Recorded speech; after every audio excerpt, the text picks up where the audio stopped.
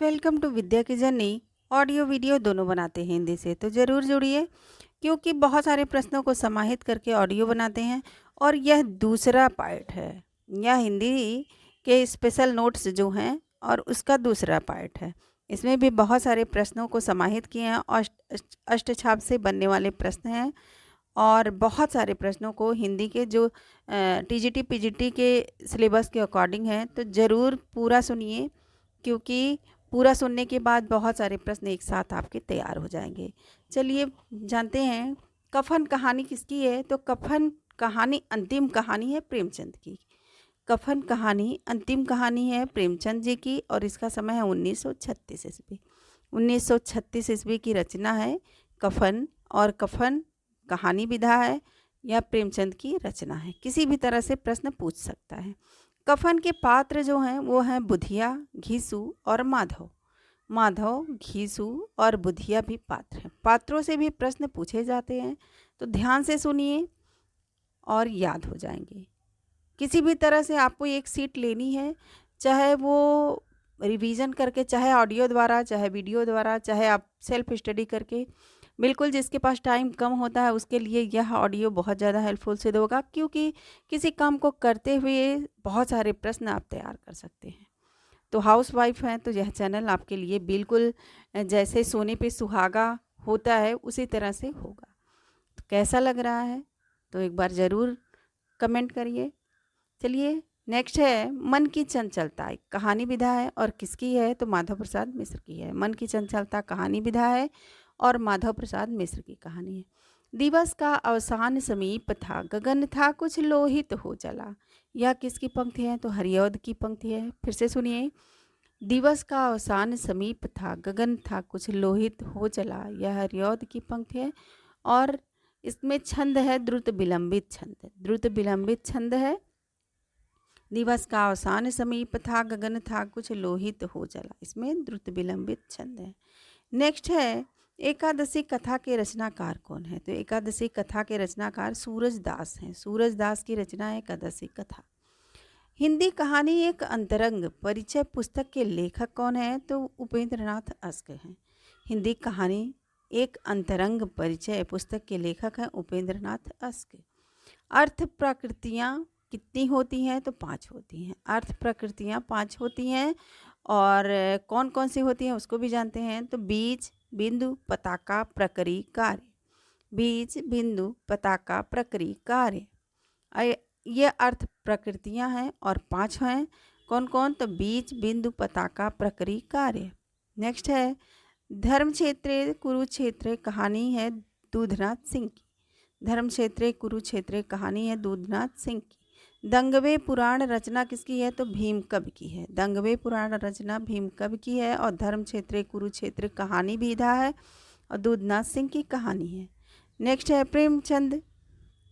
आइए जानते हैं कि मध्यकालीन प्रेम कथाओं, लोक कथाओं तथा स्वप्न कथाओं पर आधारित कौन सा युग था तो प्रेमचंद पूर्व काल का युग था।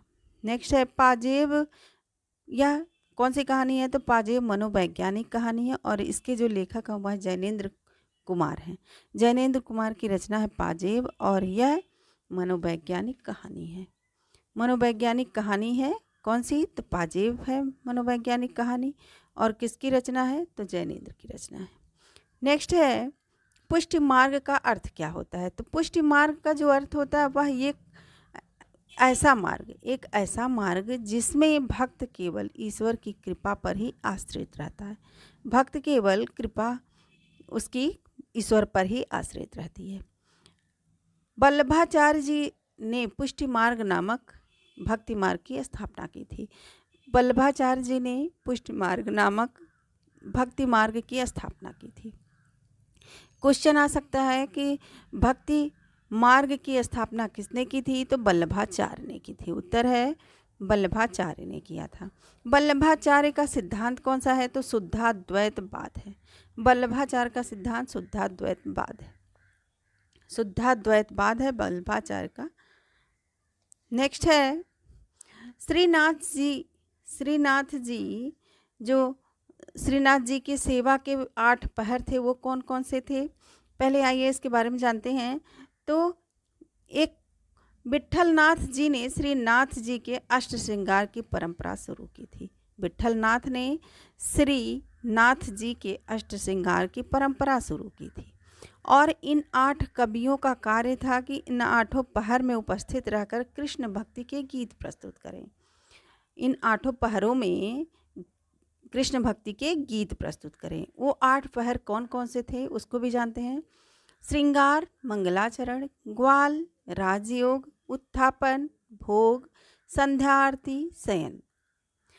इससे ट्रिक द्वारा भी वीडियो बनाएंगे तो ज़रूर जुड़िए और ट्रिक आसान तरीके से आप याद कर सकते हैं, क्योंकि बिल्कुल आसान तरीके से ट्रिक बनाए हुए हैं। चलिए जानते हैं एक बार।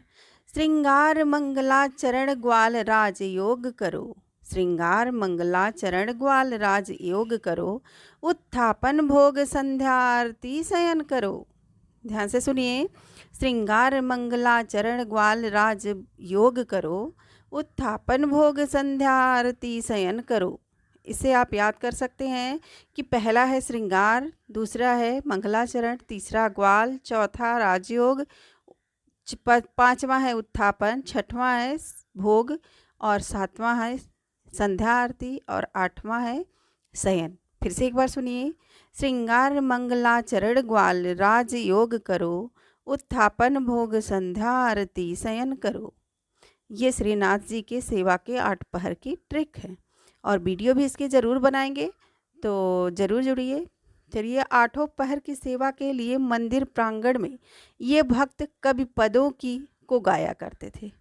क्या गाया करते थे? तो पदों को गाया करते थे। इनके पदों में भक्ति और साहित्य की ऐसी स्वर्णिम लहर उठी जिससे हिंदी साहित्य का संपूर्ण मध्यकाल भीग गया। ध्यान से सुनिए। अष्टछाप की स्थापना कब हुई थी? तो 1565 ईस्वी में हुई थी। अष्टछाप की स्थापना 1565 ईस्वी में हुई थी और संस्थापक थे विट्ठलनाथ। संस्थापक थे विट्ठलनाथ और वल्लभाचार्य के 2 शिष्य थे। वल्लभाचार्य के 2 शिष्य थे विट्ठलनाथ और गोपीनाथ। विट्ठलनाथ और गोपीनाथ वल्लभाचार्य के शिष्य थे। गोविंद गोस्वामी विट्ठलनाथ ने अपने पिता वल्लभाचार्य के 84 शिष्यों में से कुंभन दास, सूरदास, परमानंद दास और कृष्णदास तथा अपने 252 शिष्यों में से 4 गोविंद स्वामी यानी नंददास, छीत स्वामी, चतुर्भुज दास को लेकर अष्टछाप की स्थापना की। ध्यान से सुनिए, फिर से एक बार सुनिए कि गोस्वामी विट्ठलनाथ ने अपने पिता वल्लभाचार्य के 84 शिष्यों में से कुंभन दास, सूरदास, परमानंद दास, कृष्णदास तथा आप अपने 252 शिष्यों में से 4 गोविंद स्वामी, नंददास, छीत स्वामी, चतुर्भुज दास और अष्टछाप को लेकर स्थापना की थी। ये और इन चार इनमें से मतलब 252 शिष्यों में से 4 को लेके यानी कि गोविंद स्वामी, नंददास, छीत स्वामी और चतुर्भुज दास को लेकर अष्टछाप की स्थापना किए थे। नेक्स्ट है अष्टछाप में सबसे बड़े कुंभन दास थे और सबसे छोटे नंददास थे। इससे भी प्रश्न आए हुए हैं। उसमें DSSB में पूछा गया है कि सबसे छोटे कवि कौन से हैं। अष्टछाप के सबसे छोटे कवि कौन से हैं? तो ध्यान से सुनिए। बड़े हैं कुंभन दास और छोटे हैं नंददास। अष्टछाप अथवा अष्टसखा के कवियों की रचना काल कौन सी है? तो अष्टछाप को अष्टसखा भी कहते हैं और इनका समय जो था वो था 1500 से 1550 ईस्वी। 1500 से 1550 ईस्वी था। अष्टछाप में भाषा के सबसे धनी कौन थे? तो सूरदास थे। भाषा के सबसे धनी सूरदास थे। अष्टछाप के कवियों में सूरदास के बाद सबसे प्रसिद्ध कवि नंददास थे। अष्टछाप के कवियों में सूरदास के बाद सबसे प्रसिद्ध कवि नंददास थे। अष्टछाप के कवियों में शब्द शिल्पी नंददास कहलाए। शब्द शिल्पी कौन कहलाए? तो नंददास कहलाए। अष्टछाप के कवियों में काव्य सौष्ठव एवं भाषा की प्रांजलता में सूरदास के बाद दूसरे स्थान के कवि हैं नंददास। अष्टछाप के प्रथम कवि कुंभन दास हैं। ये प्रश्न आया हुआ है, कई बार आया हुआ है, तो ध्यान से सुनिए, याद हो जाएगा। रचना की प्रचुरता तथा विषय की विविधता की दृष्टि से अष्टछाप के कवियों में सबसे ऊंचा स्थान किसको मिला? तो नंददास को मिला। पिता पुत्र की जोड़ी अष्टछाप में किसकी है? तो कुंभन दास और चतुर्भुज दास की है। अष्टछाप के कवियों में संगीतज्ञ एवं गवय कवि कौन थे? तो गोविंद स्वामी थे। गोविंद स्वामी कौन थे? तो अष्टछाप कवियों में प्रसिद्ध संगीतज्ञ एवं गवय कवि थे गोविंद स्वामी। अष्टछाप के कवियों में बुद्धि, योग्यता एवं प्रबंध कुशलता के कारण अधिकारी पद पर आसीन होने वाले कवि कृष्णदास थे। अष्टछाप के कवियों में सूर के बाद कृष्ण की संपूर्ण लीलाओं पर रचना करने वाले कवि परमानंद दास थे। फिर से सुनिए, अष्टछाप के कवियों में सूर के बाद कृष्ण की संपूर्ण लीलाओं पर रचना करने वाले कवि परमानंद दास थे। नेक्स्ट है, अष्टछाप के कवियों में उद्दंड कवि छीत स्वामी थे। उद्दंड कवि कौन थे? तो छीत स्वामी थे। अष्टछाप या अष्टशाखा के कवियों में उद्दंड कवि थे छीत स्वामी।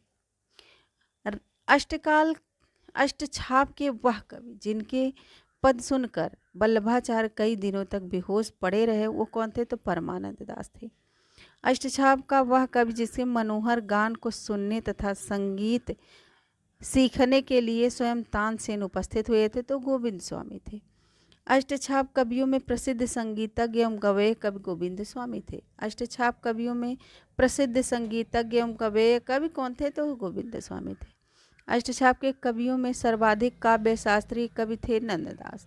राजा मान सिंह ने कुंभन दास को अष्टछाप के कवि सोने की तलवार मुहरित देनी चाहिए थी, लेकिन उन्होंने इनकार कर दिया। मान सिंह ने कुंभन दास अष्टछाप के कवि थे और राजा मान सिंह ने उन्हें सोने की तलवार और कुछ मुहरें देनी चाहिए, लेकिन वो क्या कर दिए? इनकार कर दिए। नेक्स्ट है, अष्टछाप के कवियों का प्रधान विषय कृष्ण लीला व कृष्ण भक्ति थी। नेक्स्ट है, अष्टछाप के कवियों में कृष्ण लीला का संपूर्ण वर्णन करने वाले सूरदास एवं परमानंद दास हैं।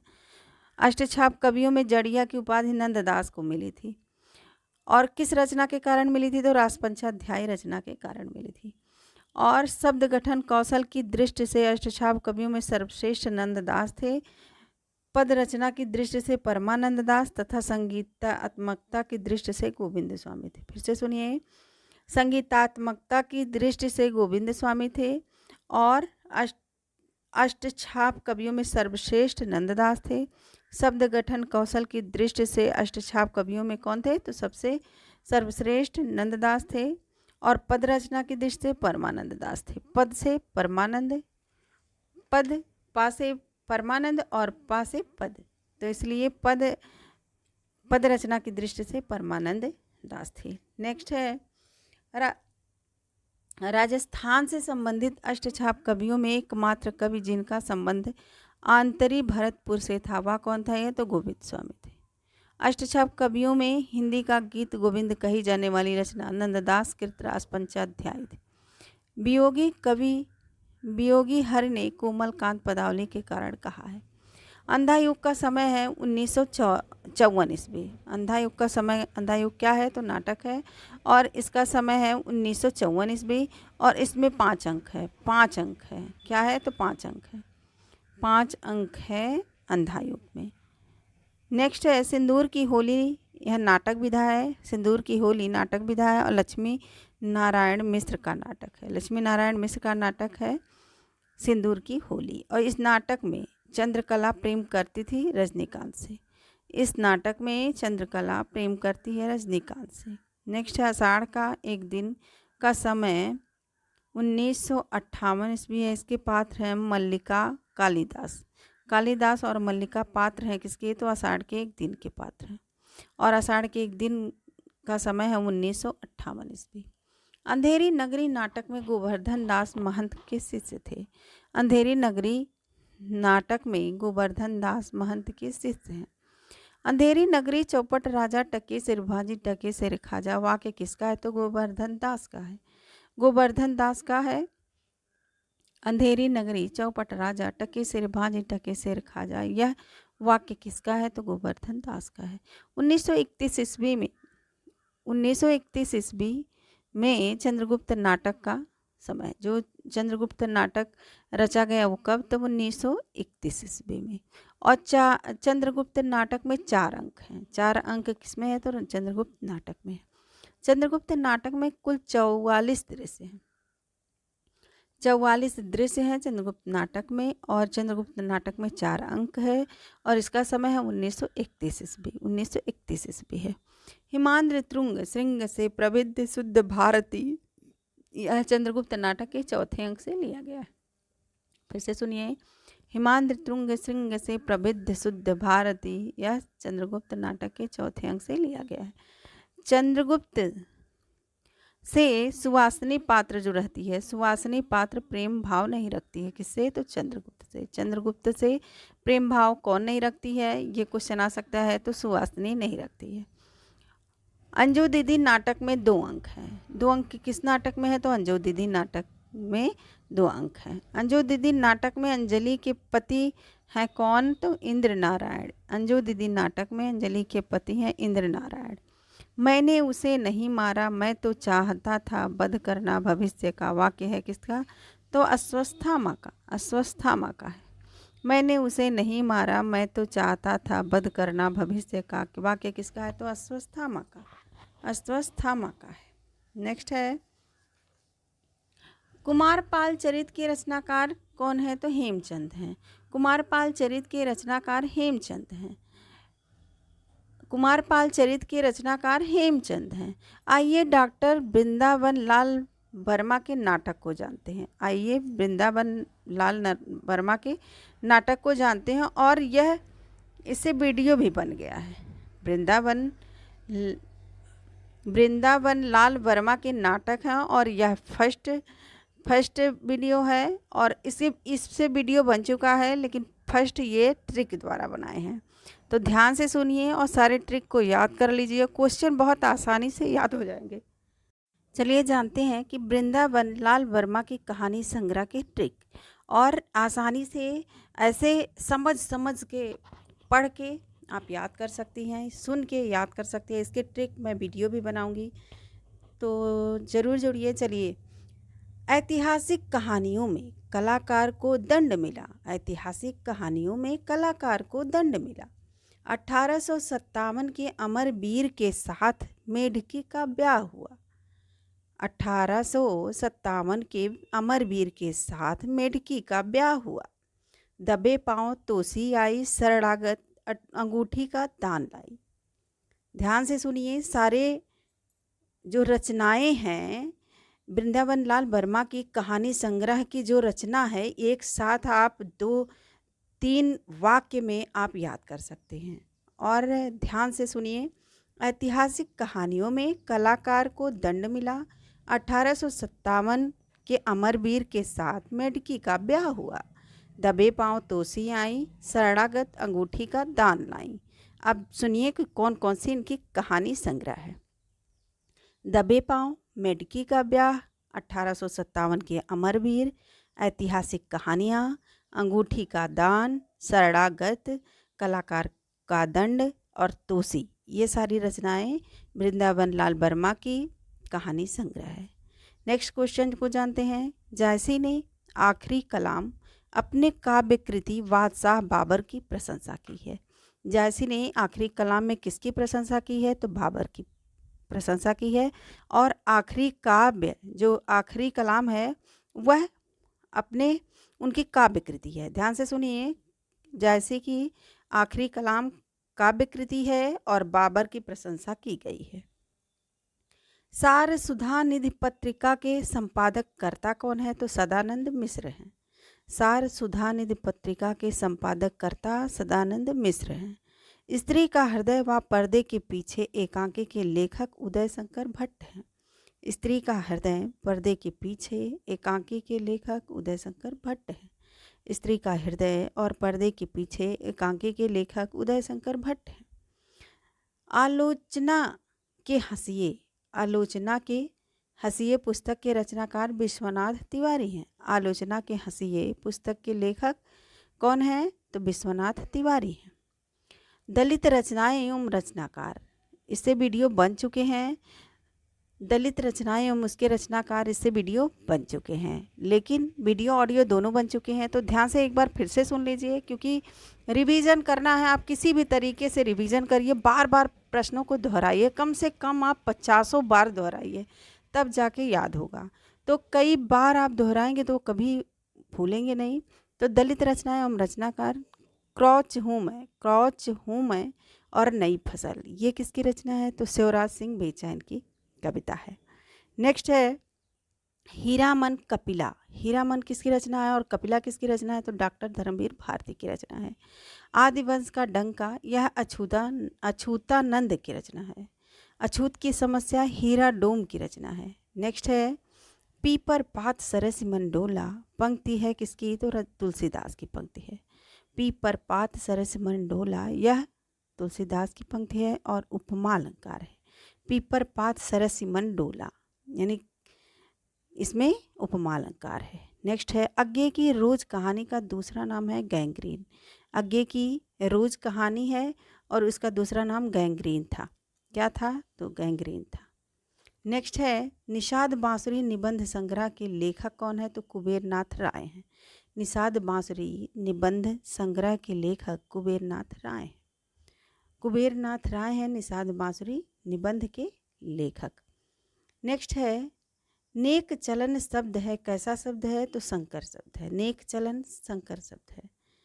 पृथ्वी राज रासो ग्रंथ में 69 सर्ग है या समय है। कितने हैं? 69 सर्ग या समय, जिसको समय और सर्ग दोनों कहते हैं। तो पृथ्वीराज रासो में कितने, इस ग्रंथ में पृथ्वीराज रासो यह चंद्र बरदाई की रचना है और इसमें कितने कितने सर्ग या समय हैं? तो 69 हैं। अंधा युग नाटक में कितने अंक हैं? तो 6 अंक हैं। अंधा युग नाटक में 6 अंक हैं और यह अंधा युग नाटक में 6 अंक है और इसमें 6 दृश्य भी है। अंधेरी नगरी में पात्र कितने हैं? तो 28 पात्र हैं। अंधेरी नगरी में कितने पात्र हैं? तो 28 पात्र हैं। उत्तर कबीर और अन्य कविताएं काव्य संकलन के रचनाकार हैं केदारनाथ सिंह। केदारनाथ सिंह की रचना है उत्तर कबीर और अन्य कविताएं। यह काव्य संकलन के रचनाकार हैं केदारनाथ सिंह। नाभाद दास जी ने भक्तमाल में 200 भक्तों का परिचय दिया है। 200 भक्तों का परिचय किसमें दिया है? तो नाभाद दास ने भक्तमाल में दिया है। आचार्य शुक्ल ने सदा सुखलाल को भाषा का दैत्य कहा है। आचार्य शुक्ल ने सदा सुखलाल को क्या कहा है? तो भाषा का दैत्य कहा है। क्वेश्चन आ सकता है कि भाषा का दैत्य किसने किसको कहा है? तो आचार्य शुक्ल ने सदा सुखलाल को कहा। जीवन विवेक ही साहित्य विवेक है, यह कथन किसका है? तो हजारी प्रसाद द्विवेदी का है। जीवन विवेक ही साहित्य विवेक है, हजारी प्रसाद द्विवेदी की रचना है। नेक्स्ट है नागरी लिपि को लोक नागरी नाम दिए हैं आचार्य विनोदा भावे। नागरी लिपि को लोक नागरी नाम किसने दिया है? तो आचार्य विनोदा भावे ने दिया है। दलित उपन्यास एवं उपन्यासकार कौन है? तो दलित उपन्यास एवं उसके उपन्यासकार, आइए जानते हैं। तो मिट्टी की सौगंध किसकी रचना है? तो प्रेम कपाड़िया की रचना है। इससे वीडियो भी बन चुके हैं तो उसको भी ज़रूर देख लीजिए। एक साथ दलित उपन्यास और उसके उपन्यासकार के वीडियो बना चुके हैं। छप्पर जयप्रकाश करदम, पहला खत धर्मवीर भारती, भूमिपुत्र राणा प्रताप, वर्ण नरवानर या शरण कुमार लिम्बाले, ठंडी आग प्रेम कपाड़िया, काली रेत ओम प्रकाश वाल्मीकि, रक्त का रिश्ता बीपी राय, मुक्ति पर्व मोहनदास नमिसराय। यह दलित उपन्यास एवं उपन्यासकार हैं। फिर से सुनिए। छप्पर, पहला खत, मिट्टी की सौगंध, भूमिपुत्र, नरवानर, ठंडी आग, काली रेत, रक्त का रिश्ता, मुक्ति पर्व, ये सारी रचनाएं कौन सी हैं? तो दलित उपन्यास हैं। और इसके उपन्यासकार भी कौन कौन हैं? तो जानते हैं। छप्पर के जयप्रकाश करदम, पहला खत धर्मवीर भारती, मिट्टी की सौगंध प्रेम कपाड़िया, भूमिपुत्र राणा प्रताप, नरवानर शरण कुमार लिम्बाले, ठंडी आग प्रेम कपाड़िया, काली रेत ओम प्रकाश वाल्मीकि, रक्त का रिश्ता पीबी राय और मुक्ति पर्व मोहनदास नैमिषराय। ये सारे दलित उपन्यास एवं उपन्यासकार हैं। उसके वीडियो भी बन चुके हैं तो उसको भी एक साथ देख लीजिए। चलिए जानते हैं। भक्ति आंदोलन एक जातीय और जनजातीय आंदोलन है। भक्ति आंदोलन एक जातीय और जनजातीय आंदोलन है। इसके जो कथनकार हैं वो कौन है? तो हजारी प्रसाद द्विवेदी हैं। हजारी प्रसाद द्विवेदी हैं। नेक्स्ट है आषाढ़ का एक दिन नाटक में कालिदास मल्लिका से प्रेम करता था। आषाढ़ का एक दिन में कालिदास उसका नायक था और मल्लिका से प्रेम करता था। नेक्स्ट है दिनेश नंदनी डालमिया गद्य गीत है।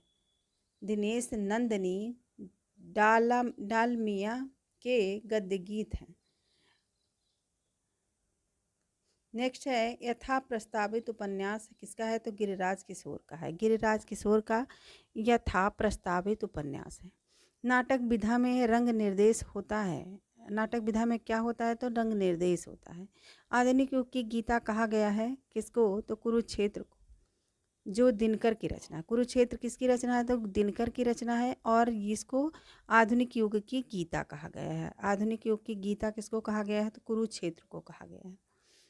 विद्यापति को जातीय कवि किसने कहा तो बच्चन सिंह ने कहा। विद्यापति को जातीय कवि बच्चन सिंह ने कहा। दोहा और परशैली का सर्वप्रथम प्रयोग सिद्धों ने किया था। दोहा और परशैली का प्रयोग सिद्धों ने किया था। हिंदी के आरंभिक रूप को सर्वप्रथम औहट्ट नाम प्रदान किया भोला शंकर व्यास ने। भोला शंकर व्यास ने हिंदी के आरंभिक रूप को सर्वप्रथम औहट्ट नाम से प्रदान किया था। प्रेमचंद की प्रसिद्ध कहानी कफन सर्वप्रथम जमाना पत्रिका में प्रकाशित हुई थी। जमाना पत्रिका में कौन सी कहानी प्रकाशित हुई थी प्रेमचंद की तो कफन हुई थी। और इस कफन का समय है 1936 ईस्वी। 1936 ईस्वी की रचना है कफन और कफन कहानी विधा है और प्रेमचंद की कहानी है। बात बोलेगी हम नहीं भेद खोलेगी बात ही काव्य पंक्तियों के रचनाकार कौन है तो शमशेर बहादुर सिंह है। शमशेर बहादुर सिंह हैं। बात बोलेगी हम नहीं भेद खोलेगी बात ही काव्य पंक्तियों के रचनाकार कौन है तो शमशेर बहादुर सिंह है। माधव मैं ऐसी अपराधी तेरी भगति होती नहीं साधी, यह किसकी पंक्ति है तो कबीर की पंक्ति है। ध्यान से सुनिए। माधव मैं ऐसा अपराधी तेरी भगति होती नहीं साधी, कवि की पंक्ति है कबीर की पंक्ति है। अज्ञेय साहित्य के लोहिया हैं कथन किसका है तो कृष्णदत्त वालीवाल का है। अज्ञेय साहित्य के लोहिया हैं कफन है कृष्णदत्त वालीवाल है। सखी संप्रदाय में श्री कृष्ण अवतार नहीं ग्रहण करते हैं। सखी संप्रदाय में कौन अवतार नहीं ग्रहण करता है तो श्री कृष्ण अवतार नहीं ग्रहण करते हैं। बूंद बावड़ी आत्मकथा किसकी है तो पद्या सचदेवा की है। पद्या सचदेवा की बूंद बावड़ी आत्मकथा है। बूंद बावड़ी आत्मकथा विधा है और किसकी है तो पद्या सचदेवा की है। वियोगी हरि का वास्तविक नाम क्या है तो हरिप्रसाद द्विवेदी है। हरिप्रसाद द्विवेदी वियोगी हरि का वास्तविक नाम है।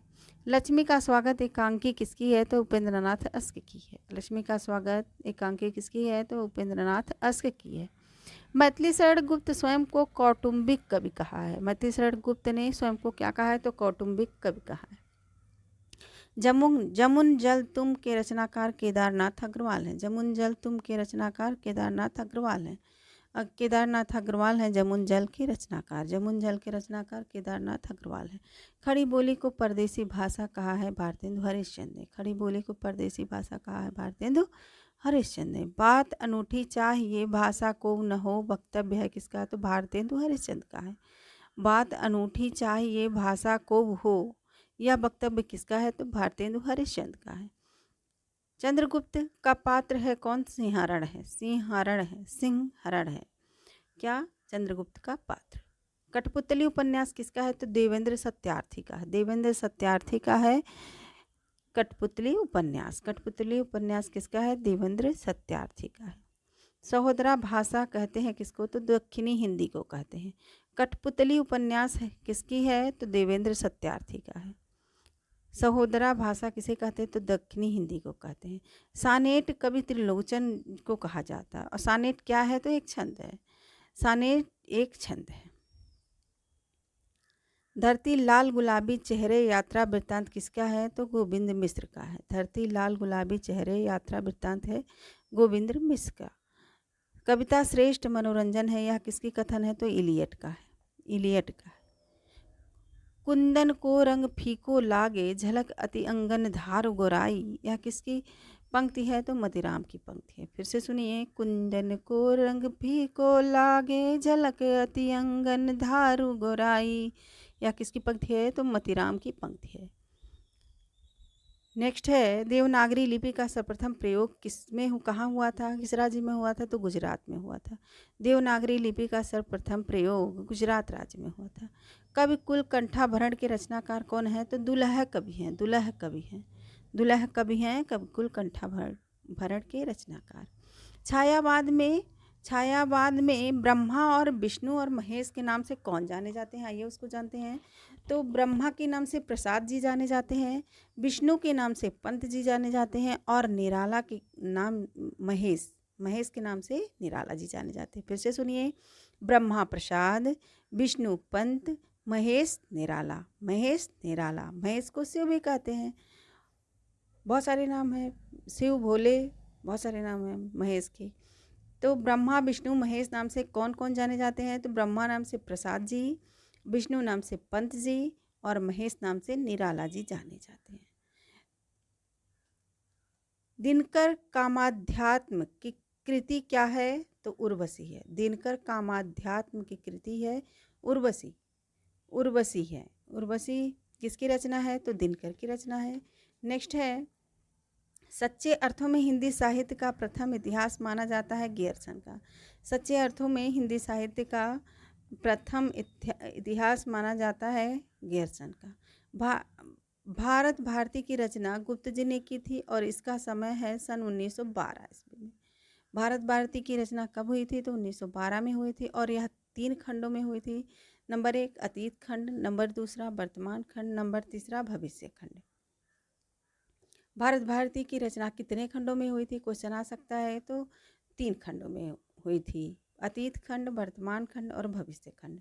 भारत भारती की रचना गुप्त जी की रचना है, और इसका समय है 1912 ईस्वी, और यह 3 खंडों में था, और यह राष्ट्रीय भावना से ओतप्रोत रचना थी, और इसमें नायक नायिका नहीं थे। भारत भारती में नायक नायिका नहीं थे।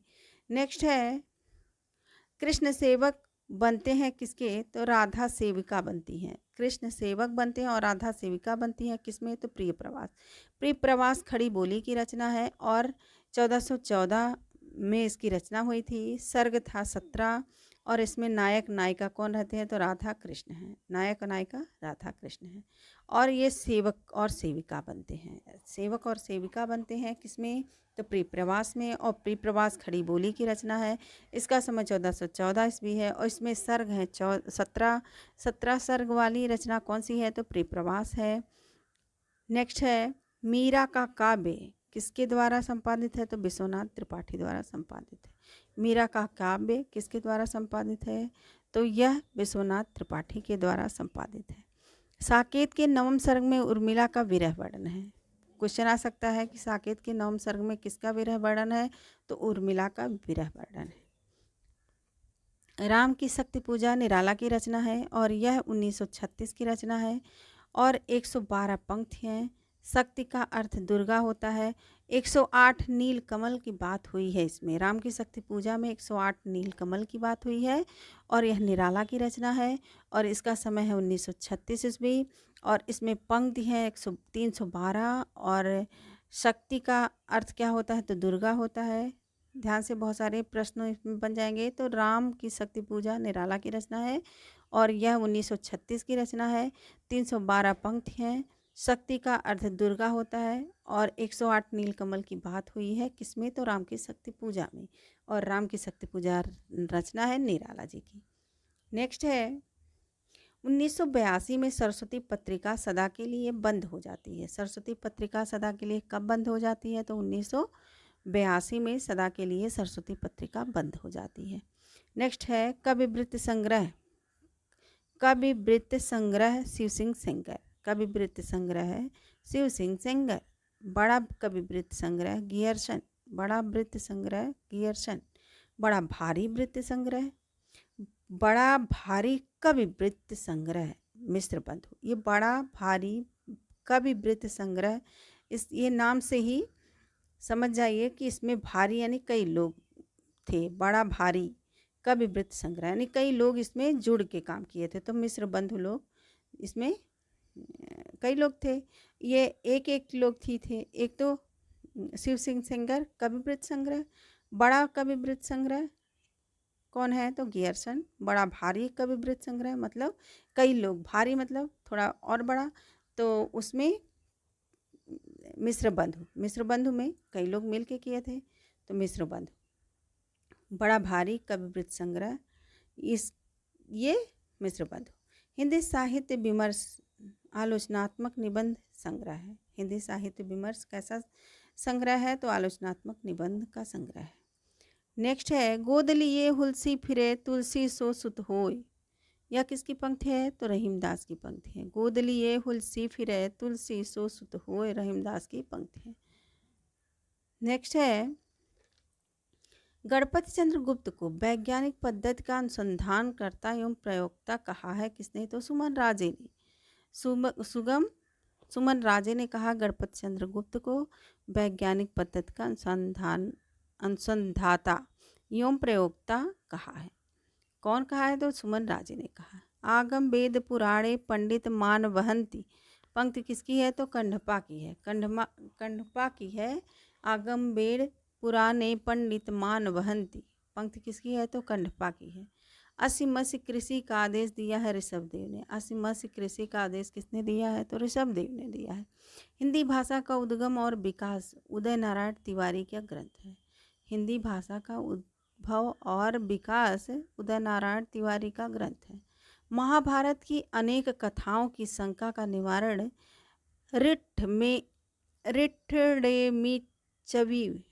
चर्यु, ध्यान से सुनिए, महाभारत की अनेक कथाओं की शंका का निवारण चर्यु ग्रंथ में है। इसमें कृष्ण गाथा है। इसमें क्या है? तो कृष्ण गाथा है। शालिभद्र सूरी कृत भारतेश्वर बहुबाली रास में छंद है 205 छंद शालिभद्र सूरी कृत भारतेश्वर बाहुबली रास में है। कितने? तो 205 छंद है। योग चिंतामणि रचना किसकी है? तो गोरखनाथ की है। योग चिंतामणि रचना है गोरखनाथ की। योग चिंतामणि रचना गोरखनाथ की है। हिंदी साहित्य का उद्भव और विकास हजारी प्रसाद द्विवेदी की रचना है। हिंदी साहित्य का उद्भव और विकास हजारी प्रसाद द्विवेदी की रचना है, जबकि हिंदी भाषा का उद्भव और विकास उदय नारायण तिवारी का ग्रंथ है। फिर से सुनिए, हिंदी साहित्य का उद्भव और विकास यह हजारी प्रसाद द्विवेदी की रचना है। हिंदी भाषा का उद्भव और विकास उदय नारायण तिवारी के ग्रंथ है। हिंदी साहित्य की विवेचनात्मक इतिहास है सूर्यकांत शास्त्री का, और यह अंग्रेजी ढंग से लिखा गया है। हिंदी साहित्य का विवेचनात्मक इतिहास है सूर्यकांत शास्त्री का, और यह अंग्रेजी ढंग से लिखा गया है। बीसल देव रासों में 2000 चरणों में है। बीसल देव रासों 2000 चरणों में है और समाप्त कब हुआ है? तो 2500 पृष्ठ है। इसमें 2500 पृष्ठ हैं और बीसल देव रासो 2000 चरणों में समाप्त हुआ है। फिर से सुनिए, 2000 चरणों में समाप्त हुआ है बीसल देव रासो और 2500 इसमें पृष्ठ हैं। राजसूय का शाब्दिक अर्थ क्या है? तो मान यज्ञ है। राजसूय का शाब्दिक अर्थ है मान यज्ञ। मान यज्ञ है। बीसल देव रासो घटनात्मक काव्य नहीं है, वर्णनात्मक है। यह कथन किसका है? तो आचार्य रामचंद्र शुक्ल का है। बीसल देव रासो घटनात्मक काव्य नहीं है, वर्णनात्मक है। यह कथन है किसका? तो आचार्य रामचंद्र शुक्ल का है। आचार्य रामचंद्र शुक्ल का कथन है बीसल देव रासो घटनात्मक काव्य नहीं है, वर्णनात्मक है। नेक्स्ट है नाना पुराण निगमागम के आच्छादन का विरोध किसने किया? तो कंडपा ने किया। कंडपा ने किया। ध्यान से सुनिए, नाना पुराण निगमागम के आच्छादन का विरोध कंडपा ने किया। सिद्ध साहित्य का सर्वप्रथम पता लगाया था हरप्रसाद शास्त्री ने, जो नेपाल में पता लगाया था। सिद्ध साहित्य का सर्वप्रथम पता लगाया हरप्रसाद शास्त्री ने और नेपाल में पता लगाया। नेक्स्ट है राजसूय यज्ञ का शाब्दिक अर्थ है मान यज्ञ। चरचरी को बसंती सामूहिक गीत कहा जाता है। चरचरी को बसंती सामूहिक गीत कहा जाता है। चरचरी को बसंती सामूहिक गीत कहा जाता है चरचरी को। कुमार रासों का समय आचार्य शुक्ल बताते हैं 9वीं सदी। आचार्य शुक्ल मानते हैं 9वीं सदी कुमार रासों का समय। और परमाल रासो किस शैली में लिखा गया है? तो लोक गेय शैली में लिखा गया है और आल्हा छंद में लिखा गया है। खुमार जो परमाल रासो है वो आल्हा छंद में लिखा गया है। परमाल रासो आल्हा छंद में लिखा गया है और लोक गेय शैली है। इसकी शैली क्या है? तो लोक गेय शैली है। पृथ्वीराज रासो के चतुर्थ संस्करण में छंद होता है 1300। चतुर्थ पृथ्वीराज रासो के चतुर्थ संस्करण में छंद कितने हैं? तो 1300 हैं। ये क्वेश्चन आया हुआ है तो ध्यान से सुनिए, याद हो जाएंगे। द्रुत विलंबित छंद का दूसरा नाम क्या है? तो सुंदरी छंद है। द्रुत विलंबित छंद का दूसरा नाम है सुंदरी छंद। द्रुत विलंबित छंद का जो उदाहरण है वो है दिवस का अवसान समीप था, गगन था कुछ लोहित हो जला। शूद्रक का वास्तविक नाम सिमुख था। शूद्रक का वास्तविक नाम क्या था? तो सिमुख था। मालविकाग्निमित्रम में 5 अंक हैं। मालविकाग्निमित्रम में कितने अंक हैं? तो 5 अंक हैं। गहरवार शासक जयचंद के शौर्य का वर्णन जयचंद प्रकाश ग्रंथ में है। गहरवार शासक जयचंद के शौर्य का वर्णन जयचंद प्रकाश ग्रंथ में है। बड़ रत्नाकर कितने कल्लोल में विभाजित है? तो 8 कल्लोल में विभाजित है। संकुचित राष्ट्रीयता आदिकाल की विशेषता है। संकुचित राष्ट्रीयता कब की विशेषता है? किस काल की?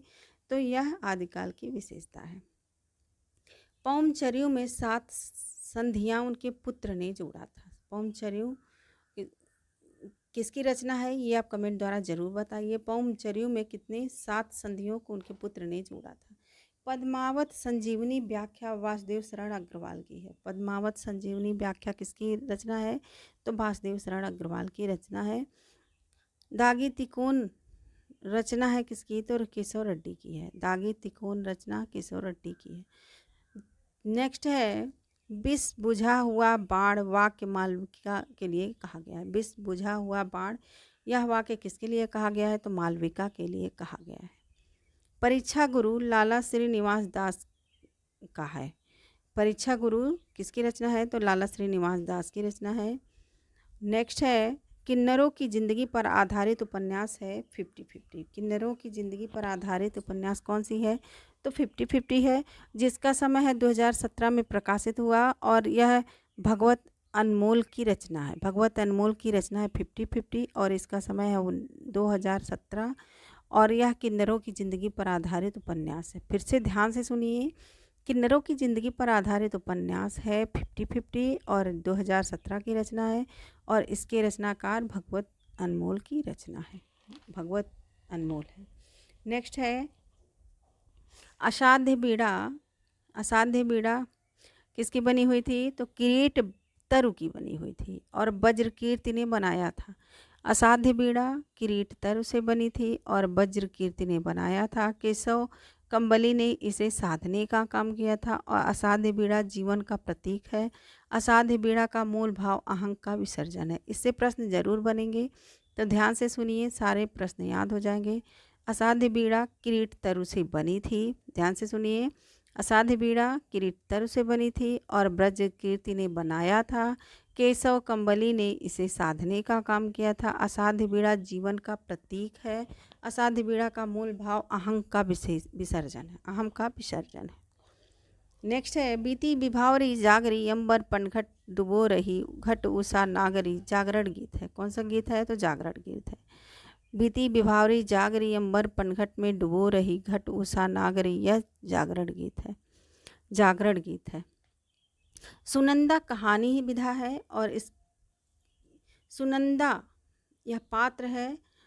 सुनंदा किसकी कहानी है? तो जैनेन्द्र की कहानी है। जैनेन्द्र की कहानी है सुनंदा है और इसके पात्र हैं जैनेन्द्र की कहानी जैनेन्द्र की कहानी है कौन? कहानी विधा है और जैनेन्द्र की कहानी है जिसके पात्र है सुनंदा। सुबह दोपहर शाम उपन्यास कमलेश्वर का है। सुबह दोपहर शाम किसका है? तो यह जैनेन्द्र की कहानी विधा है। उस कहानी की जो कहानीकार वो है, पात्र है, वो सुनंदा है। सुबह दोपहर शाम उपन्यास कमलेश्वर की रचना है। स्पर्धा उपन्यास में इटली के देशभक्तों का उल्लेख हुआ है और जैनेन्द्र का उपन्यास है 1930 की रचना है। स्पर्धा उपन्यास में इटली के देशभक्तों का उल्लेख हुआ है और जैनेन्द्र का यह उपन्यास है स्पर्धा। स्पर्धा उपन्यास किसका है? तो जैनेन्द्र का उपन्यास है और इसका समय है 1930 ईस्वी। राम की शक्ति पूजा में 312 पंक्ति हैं। राम की शक्ति पूजा में 312 पंक्ति है। रसगंधर्व नाटक के रचनाकार है मणिमधुकर। रसगंधर्व रचना के रचनाकार कौन है? तो मणिमधुकर है। कुरुक्षेत्र रामधारी सिंह दिनकर की रचना है। काव्य युद्ध और शांति की समस्या का चित्रण है। कुरुक्षेत्र रामधारी सिंह दिनकर की रचना है। काव्य और यह काव्य है। कुरुक्षेत्र काव्य विधा है, रामधारी सिंह दिनकर की रचना है और युद्ध और शांति की समस्या का चित्रण है। पतझड़ में कौन सा समास है? तो पतझड़ में बहुब्रीहि समास है। रोज से गैंग्रीन कहानी हो गई थी, किसकी है? तो रोज कहानी है और जिसका नाम बदल कर गैंग्रीन रख दिया गया। यह किसकी कहानी है? तो अंगीय की कहानी है। घुमा फिरा के क्वेश्चन पूछ सकता है, तो ध्यान से सारे प्रश्नों को सुनिए। एक बार ऑडियो सुन लीजिए। अगर उससे एक बार से आपको सारे प्रश्न क्लियर नहीं हो रहे हैं तो 2-3 बार सुन लीजिए। क्या करना है, जिस तरीके से आप किसी बुक को पढ़ के रिवीजन करते हैं उसी तरह से आप ये सुनते जाइए, ज़रूर याद रहेंगे, क्योंकि इससे बहुत लोगों को फ़ायदा हुआ है। और यही कारण है कि हम सारे नोट्स पहले बनाते हैं और उसके बाद में शेयर करते हैं। तो आप पूरा ज़रूर सुनिए। पूरा सुनने के बाद कितने प्रश्न आपके तैयार हो रहे हैं उसको हमको ज़रूर बताइए। और चलिए आगे जानते हैं। सुकुल की बीबी तथा चतुरी चमार कहानी संग्रह किसकी है? तो निराला जी की है। सुकुल की बीबी तथा चतुरी चमार कहानी संग्रह है और यह किसकी है? तो निराला जी की है। ताई कहानी के लेखक विश्वंभर नाथ हैं। ताई कहानी के